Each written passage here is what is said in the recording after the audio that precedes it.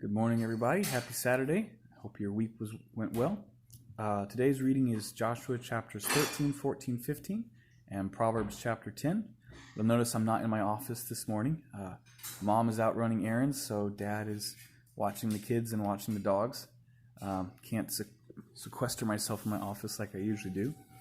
I don't have a whole bunch to say about Joshua this morning, but if you have comments while reading it, go ahead and put them in the comments below and start a discussion.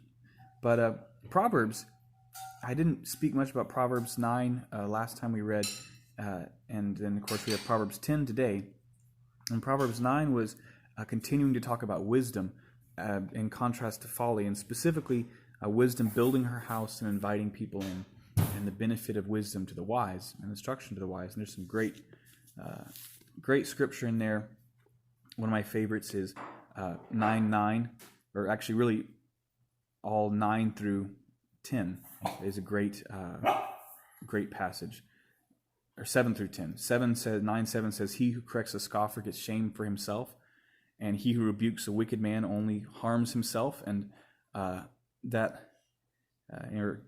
continues, "Do not correct a scoffer, lest he hate you. Rebuke a wise man, and he will love you. Give instruction to a wise man, and he will still be wiser still.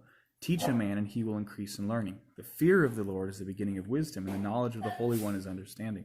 And we often quote 9:10, but I really like the earlier passages too, because it highlights something I've seen so clearly in my career and in my life. You come to realize with some people, I just can't teach you. I can't correct you. I have to find some other way to talk to you, because if I immediately try and give you wisdom, you're just going to it's just going to make me look silly, because you're going to mock me or whatever. And so there's time to understand when you can instruct and when you can't. And then Proverbs 10, our reading for today, talks about the righteous versus the wicked, and kind of life of the righteous versus the life of the wicked. And there's a couple things here, as an introvert especially, I really like. Let's see if I can find. Normally I'm reading the Bible on my phone, but I can't record and reference my phone. So, we used to have these things that we used, and we still can when we need to. These physical Bibles. I know, it's amazing. Old technology.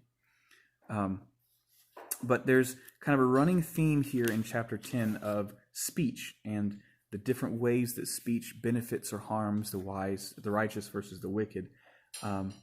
And you see these contrasts, like wise people store up knowledge, but the mouth of the foolish is near destruction.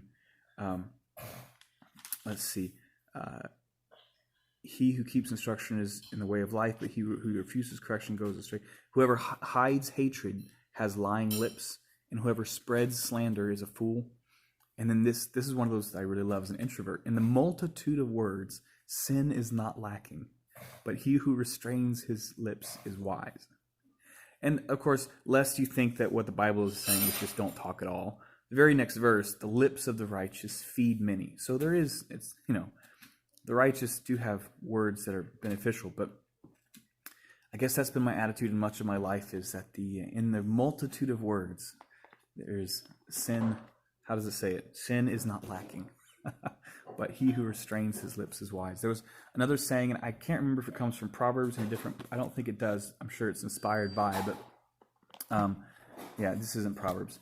But there's a saying that really had an impact on my life. It was better to stay silent and be thought a fool than to open your mouth and remove all doubt. I don't know. That's just very, very much my personality, I think. Which you wouldn't. I don't know if you'd get that, because I'm always I'm the one teaching and putting out these videos, so I'm talking a lot in these. But anyways, those are my thoughts about our reading today. If you have your own thoughts, like I said, put them in the comments below, and we can talk about them. Love you guys, and we'll see you for service tomorrow.